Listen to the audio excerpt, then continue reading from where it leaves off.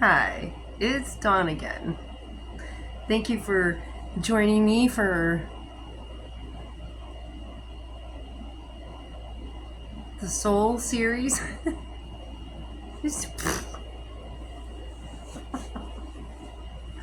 Alright, so I think I left the last one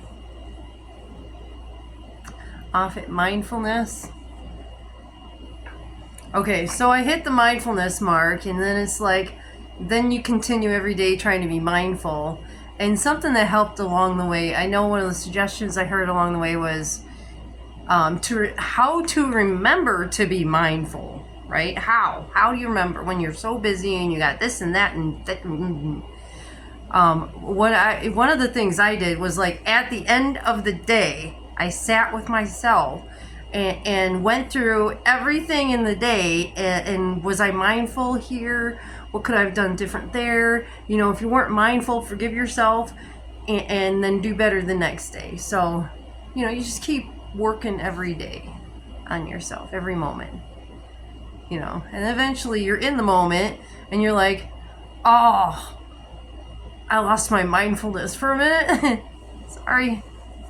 And then you move forward. So,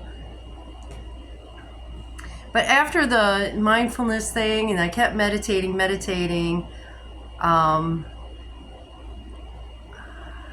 I talk about that first? Okay. In the middle of everything, I think it was before. This was before I asked God for a meditation teacher to deepen my meditation routine, because, you know, I got myself so far on meditation for like 2 years or so, and then I wanted more. But this happened like right before then. I was asking God for a meditation teacher, and then one day I was sitting at the park meditating, and all of a sudden, like, I'm sitting there, and I believe that people have that. You can have a special soul connection with someone else. I don't want to put a label on it, but what I experienced was, in that moment, I asked God to feel, to connect with the one I was meant to be with. You know, the one that would fulfill my life and be my partner in life in a healthy relationship. Which at that point, I wasn't sure if I was ready or knew how to do one yet, which I didn't yet, but I wanted confirmation, or feel, or something to know that my person is out there, because I'd always felt him my entire life here and there, and I'm like, okay. So I'm sitting at the park, and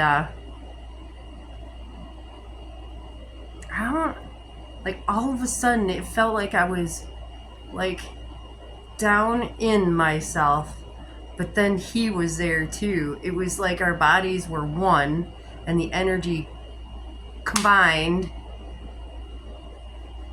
and I felt all of his pain, like all of his pain. It was like somebody was stabbing me in the heart, literally, with a knife. I mean, as deep and as much pain as I've had in my life, I still have not felt that, like, that depth of pain. I'm like, as deep as my pain and the struggles I've had, it was so much worse. It was so deep, and like, I just cried, and I'm like, oh my God. So, and along the way, I have felt hugs and touches and whispers, and, you know, you feel touches, and you feel, I felt him crying sometimes. So there's that. Recently I have felt him crying. I don't always feel him, but I know he's out there. Among all the fakers. I know the energy, so. And God says when you meet them, you'll know. So, and they'll know. There won't be any question or anything. So after that experience that summer, and I was asking for a meditation teacher, I had a wonderful meditation teacher come into my life, and we became friends. And the end of August, I think I started meditating with him full time for 6 months. We did like an hour a day. It was what I needed to train me into deeper meditation, and it really helped me a lot. I mean, 2 months in, no, it was just not probably about a month in with us meditating together is when I finally, because I wanted to feel love, and my meditations before that weren't getting me there, weren't getting me to where I wanted to go to feel things. And so and he was able to do guided meditations with me, and I was able to putting that intention out there. Like, he taught me to put intention with the meditation, which is so powerful. I didn't realize how much an intention with meditation is huge. I mean, if you're asking with your heart and your intention at the beginning of that meditation, hands off, anything could happen. One of my meditations I had with him in particular was when my mind went quiet. I was in meditation and it just went, whew, it was quiet again. Now, hi baby. And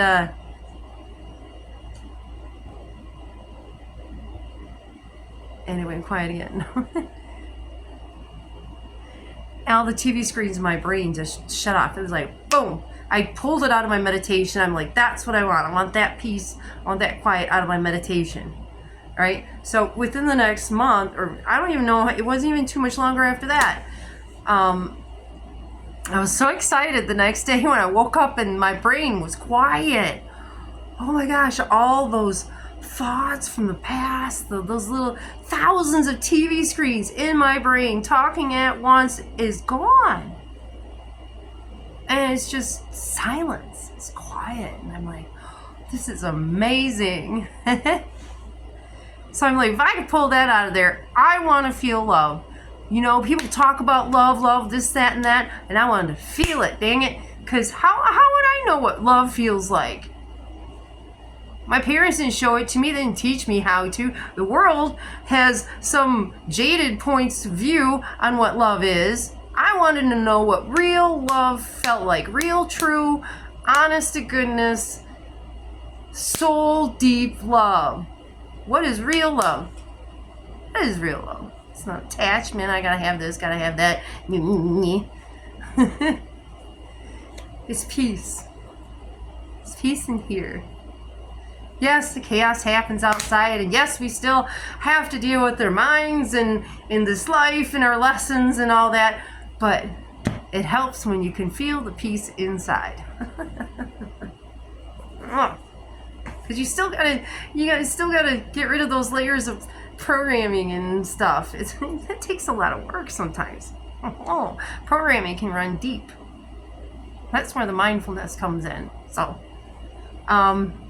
anyway, so yeah, feeling love in meditation, I'm like, yes. So ever since then, I've held that feeling in my heart. And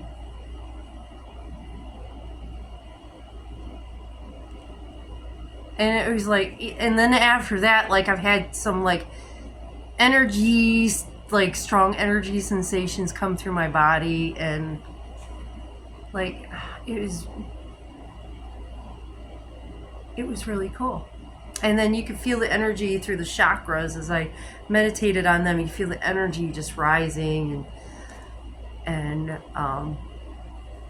one time during meditation, when I was doing we were doing the root chakra, and I was connecting with Mother Earth.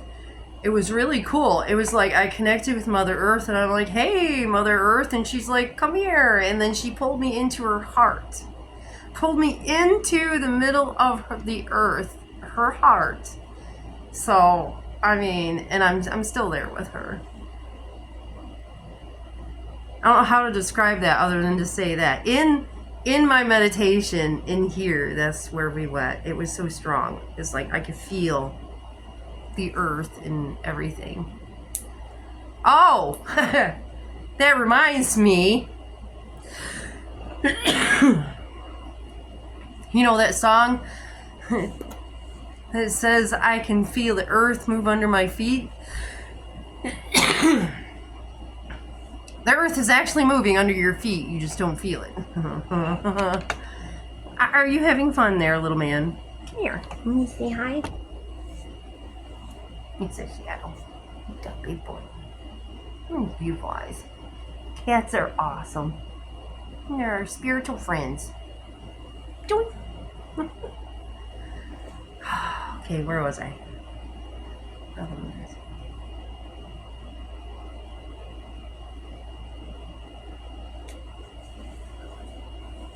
So it, yes, love.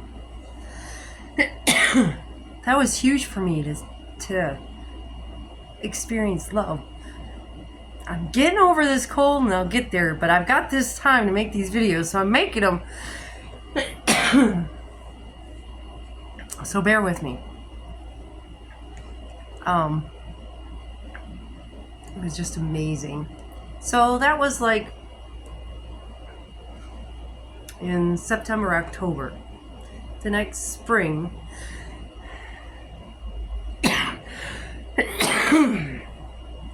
Alright, I think I got it. Maybe. Hold on. I'm gonna pause it. You know, I think we're gonna stop here. We're gonna take a short break in between videos and I'll make another one in a minute. I'm gonna go get something to drink and see if I can get the scratchiness in the throat. Gotta love colds. Haven't had one in a while, and this one's just like, I'm just gonna plow right through here, but it's getting better. So, love. You're left at love. Love, love, love. Love yourself. Love yourself. Love is an energy. It's not, I gotta have this, I gotta have that. It's a peace. It's peace. Love. It's a steady flow of energy. Just not all the static of the world. Oh.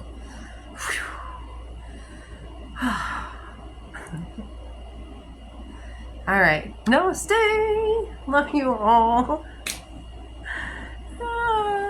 You have a good night. Well, I'll make another video in a few minutes. Before I cough again, take care of yourselves and take care of each other.